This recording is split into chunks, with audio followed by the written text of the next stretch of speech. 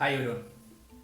మనకందరికీ తెలిసిందే, చైనాతో మనకు ఇప్పటికే 2 సార్లు యుద్ధం జరిగింది. 1962, 1967. లాక్డౌన్ సమయంలో 2020లో ఆల్మోస్ట్ 3వ యుద్ధం జరగబోయింది. చైనా వాళ్ళతో వ్యాపారం అనేది ప్రమాదకరం అని మనకు తెలుసు. అయినా కూడా వాళ్ళతో మనం వ్యాపారం చేస్తున్నాం. ఎగుమతులు దిగుమతులు జరుగుతూనే ఉన్నాయి. ఎందుకు? రీసెంట్గా చూసుకుంటే ఆపరేషన్ సింధూర్ సమయంలో పాకిస్తాన్ ఏదైతే ఆయుధాలు వాడిందో, మిసైల్స్ కానివ్వండి, మిసైల్ డిఫెన్స్ సిస్టమ్ కానివ్వండి, డ్రోన్స్ కానివ్వండి, ఏదైతే వాళ్ళు వాడారో ఇండియా మీదకి, అవన్నీ కూడా చైనా మేడే. ఇవన్నీ మనకు తెలుసు. అయినా కూడా మనం చైనాతో వ్యాపార సంబంధాలు కంటిన్యూ చేస్తున్నాం. ఎందుకు చేయాల్సి వస్తుంది, ఎందుకు వాళ్ళ మీద మనం అంత ఆధారపడి ఉన్నాం అనేది మనం ఈ వీడియోలో చూద్దాం.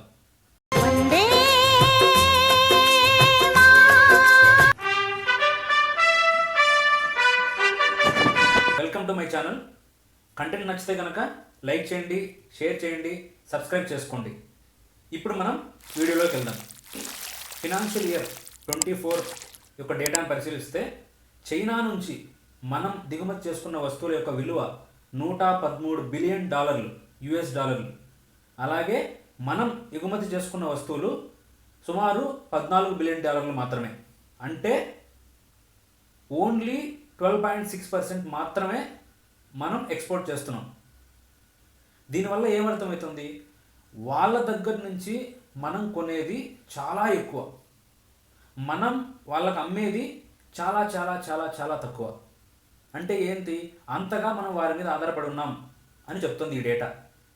మనం ఈరోజు ఉన్నటువంటి కరెన్సీ రేట్లతో పాటు చూస్తే ఆల్మోస్ట్ రూపీ అనేది US డాలర్ మీద ఆల్మోస్ట్ $85, $88 అలా జరుగుతుంది. అంటే $1 బిలియన్ అంటే ఆల్మోస్ట్ సరాసరిన 8,500 కోట్ల పైమాటే. మనం అటువంటిది 113 బిలియన్ US డాలర్ చేస్తున్నాం. సో ఎంతో మీరే లెక్కేయండి. మనం చైనాకి చాలా రకాలైనటువంటి వస్తువుల్ని దిగుమతి చేసుకుంటున్నాం. వాటిలో మనం చూసుకుంటే కనుక మెయిన్గా machinery and mechanical appliances, electronic appliances, organic chemicals, plastic, solar, automobiles, opticals, medical devices, aluminium, glassware, iron, steel, jewellery, ఇలా మొదలగునటువంటివి టాప్ 10 వస్తున్నాయి. అలాగే మనం ఏం వాళ్ళకి ఎక్స్పోర్ట్ చేస్తున్నామని చూస్తే minerals, fuels, electronic and machinery including computers, gems, pharmaceuticals, vehicles, organic chemicals, cereals, iron and steel. ఇక్కడ గమనించాల్సిన విషయం, మరీ మనం చెప్తున్నటువంటి విషయం ఏంటంటే, మనం వాళ్ళ మీద చాలా ఆధారపడి ఉన్నాం, వాళ్ళు మన మీద అసలు ఆధారపడే లేరు. మనం ఎక్స్పోర్ట్ చేసే ఏదైతే బిజినెస్ ఉందో అది వాళ్ళు ఎక్కడి నుంచైనా పొందగలరు. చాలా తక్కువ అమౌంట్. 14 బిలియన్స్ అంటే వాళ్ళ యొక్క ఎకానమీకి ఇది చాలా చాలా చాలా తక్కువ. సో మనం మన డిపెండెన్సీని క్రమేణా తగ్గించుకోవాలి. ఇప్పుడు మనం చూస్తే ఎందుకు మనం ఇంత డిపెండ్ అయి ఉన్నాము అనేది చూద్దాం. చైనా షాక్ అనే పదాన్ని మీరు వినే ఉంటారు. అంటే 2001 సమయంలో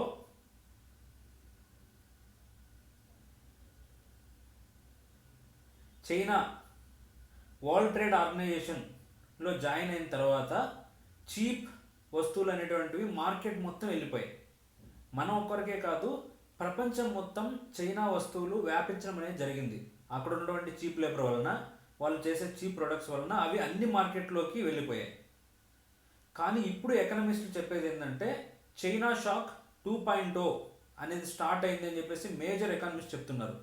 దీని అర్థం ఏంటంటే లాక్డౌన్ తర్వాత ఎక్స్పోర్ట్స్ అనేటువంటివి మేజర్ ఎకానమీస్ మనం తీసుకుంటే US కానివ్వండి, యూరోప్లో కొన్ని ప్రముఖమైన దేశాలు కానివ్వండి, జపాన్ కానివ్వండి, ఇటువంటి వాటిల్లో ఎక్స్పోర్ట్స్ అనేటువంటివి తగ్గాయి లాక్డౌన్ తర్వాత.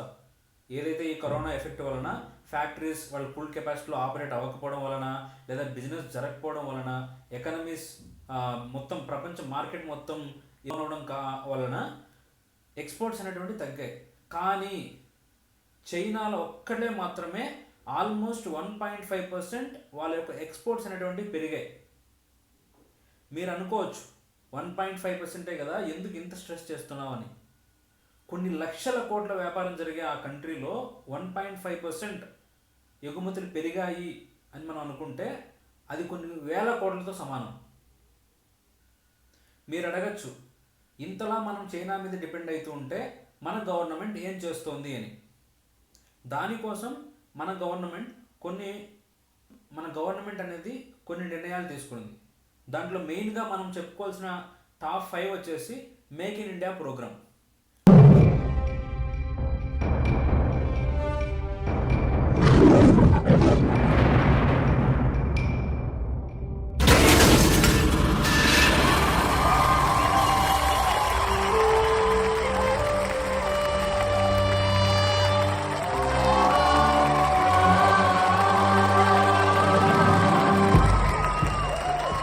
మనకందరికీ తెలిసిందే మేక్ ఇన్ ఇండియా అంటే ఏంటి, ఇక్కడ వస్తువుల్ని ఇక్కడే తయారు చేసుకుందాం అని చెప్పేసి మన గవర్నమెంట్ వాళ్ళు చేస్తున్నటువంటి ఒక ప్రయత్నం.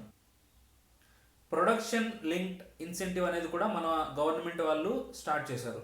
ఏంటి, నువ్వు ఇక్కడ ఇండియాలో ఏదైనా గూడ్స్ నువ్వు ప్రొడక్షన్ చేస్తే దానికి తగ్గట్టు ఇన్సెంటివ్స్ ఇవ్వడం అనేది గవర్నమెంట్ స్టార్ట్ చేసింది. దీనివల్ల ఏమవుతుందంటే మన యొక్క ప్రొడక్షన్ అనేది పెరుగుతుంది. అలాగే మన government national infrastructure pipe line NIP అనే స్కీమ్ కూడా ఒకటి తెచ్చింది.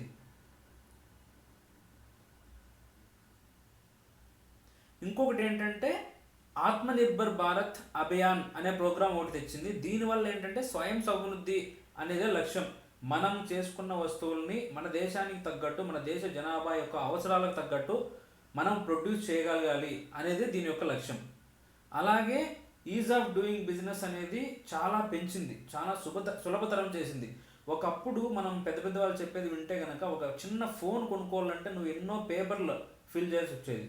ఆ తర్వాత కొన్ని ఏళ్ళకి రెగ్యులేషన్స్ తగ్గాయి. ఇప్పుడు సిమ్ కార్డ్ అనేది నేను ఆన్లైన్లో తీసుకుంటున్నాం. మనం కూడా ఒకప్పుడు ఆధార్ కార్డు ఇచ్చి చాలా ప్రొసీజర్ ఉండేది. ఇప్పుడు ఏంటి, జస్ట్ నువ్వు థంబ్ ఇస్తే అక్కడ నీ ఆధార్ కార్డ్ డేటా ఆల్మోస్ట్ అక్కడికి వచ్చేస్తుంది. No paper, nothing. ఇలాంటివే ఈజ్ ఆఫ్ డూయింగ్ బిజినెస్ అంటే ఇంతకు ముందు ఏదైతే చాలా కష్టంగా చేసేవాళ్ళో దాన్ని అన్ని రెగ్యులేషన్స్, అన్ని పర్మిషన్స్ లేకుండా మనం ఇంకా మీకు అర్థమయ్యే విధంగా చెప్పాలంటే మన ఆంధ్రప్రదేశ్ కానివ్వండి, తెలంగాణ కానివ్వండి, ఇంతకుముందు ఉన్నటువంటి BRS పార్టీ కానీ, ఇప్పుడు ఉన్నటువంటి కాంగ్రెస్ కానివ్వండి, TDP కానివ్వండి, వైఎస్ఆర్సీపీ కానివ్వండి, ఏదైనా సరే వీళ్ళు సింగిల్ విండో క్లియరెన్స్ అని చెప్పి బిజినెస్ వాళ్ళకి ఇస్తున్నాము అని చెప్తారు. అంటే ఏంటి, ఏదైనా నువ్వు ఒక బిజినెస్ స్టార్ట్ చేయాలి అని అనుకుంటే నువ్వు ఒక చోటుకి వెళ్తే చాలు, ఒక ఆఫీస్కే 4 ఆఫీసులకి నీ ఫైల్ పట్టుకొని తిరగాల్సిన అవసరం లేదు. అలా చేసేది ఏంటంటే ఈజ్ ఆఫ్ డూయింగ్ బిజినెస్. ఇలా చేసి ఇవన్నీ కూడా ఏంటంటే మనం వేరొక దేశాల మీద ఆధారపడకూడదు. చైనానే కాదు, ఏ దేశం మీద కూడా మనం అంత ఆధారపడకూడదు. మనకు కావలసినటువంటి వస్తువులు మనమే తయారు చేసుకోవాలి అనేదే దీని యొక్క లక్ష్యం. మీరు అడగచ్చు, ఏవేవో చెప్తున్నావు, ఇంత చేసినా కూడా మన డిపెండెన్సీ ఎందుకు తగ్గడం లేదు అని. దీనికి కారణాలు ఏంటంటే చైనా డంప్ చేస్తుంది అక్కడ ఉండే గూడ్స్ని. అక్కడ ఉన్నటువంటి చీప్ లేబర్తో వస్తువులు తయారు చేయించి వాళ్ళకి అక్కడ గవర్నమెంట్ బెనిఫిట్ కూడా ఇస్తుంది. అవి ఇక్కడికి డంప్ చేస్తారు వాళ్ళు. సపోజ్ మీరు ఈ ఫోనే వాడుతున్నారు అనుకోండి, ఈ ఫోన్ని మన ఇండియాలో మీరు తయారు చేసి కొనడానికి 10,000 ఖర్చు అయితే అక్కడ 5,000 ఖర్చు అవుతుంది. ఎందుకంటే అక్కడ వాళ్ళకు యాక్చువల్గా ఒక 7,000 ఖర్చు అయినా కూడా గవర్నమెంట్ ఒక 2,000 అనే డిస్కౌంట్ ఇస్తుంది. అలాగే అక్కడ పని చేయడానికి వర్కర్స్కి లేబర్ ఛార్జెస్ చాలా తక్కువ.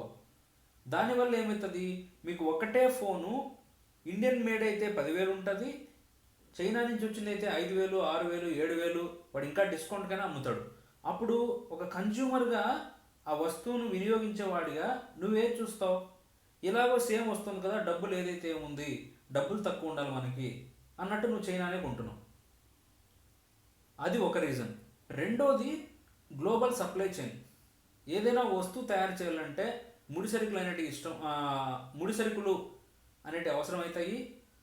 అవి ముడిసరుకుల నుంచి ఒక ఫినిష్డ్ ప్రోడక్ట్ లాగా తయారవడానికి వెళ్ళే వేరే వేరే ఛానల్స్, సప్లై చైన్స్ అంటారు వీటిని. ఇవన్నీ కూడా చైనా ఆధీనంలో ఉన్నాయి. మీరు ఒక్కసారిగా బ్రాడ్గా ఆలోచిస్తే ఈరోజు ప్రపంచంలో జరుగుతున్నటువంటి వ్యాపారం, మీరు షిప్పింగ్ ద్వారా జరిగే వ్యాపారం చూసుకుంటే ఆల్మోస్ట్ మోర్ దాన్ 50-60% అబో మనకు చైనా నుంచే జరుగుతుంది. కంటైనర్ మేకింగ్ కానివ్వండి, వేరే వేరే చిన్న చిన్నటువంటి నట్లు బోల్ట్ దగ్గర నుంచి, సూది పిన్నుల దగ్గర నుంచి, పెద్ద పెద్ద ఎలక్ట్రానిక్ మిషన్స్ దగ్గర నుంచి, సోలార్ దగ్గర నుంచి ప్రతి ఒక్కటి వాళ్ళ చేతిలోనే ఉంది. వాళ్ళే చేయగలరు. ఎందుకంటే అక్కడ వాళ్ళు టెక్నాలజీస్ డెవలప్ చేసుకున్నారు.